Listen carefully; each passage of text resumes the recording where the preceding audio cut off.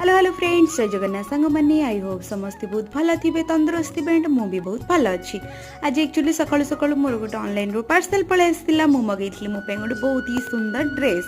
आपण माने देखि कहले सांग माने आपण मानकु केमति लागुची? मते तो बहुत ही भल लागिला। फटाक से जाई मु पिंधि पळै आसीली। देखंतु ए वन पीस टी मु मगैथली फ्लिपकार्ट रो। जदि आपण मानकु दरकार देन मते लिंक पाइले मु लिंक प्रोवाइड कर देबी। देन एठी लंच रहितला भात डाली साग भजा मुनिका आलू भजा। देन एथिला आंब सीजन चलचे आम आंब खाइबानी एटा तो हे ही पारिबनी। आंब भी खराब भाबियो आसिकी पछका हेजिबो। मु खाई सारला परे देन आफ्टरनून हे जाइतला, माने आफ्टरनून नहीं इवनिंग हे जाइतला। तो मु खाइतली चकुली पिठा खाई सारला परे पुणी लागि जाइतला भोक। झियो आनिथिला अंडा।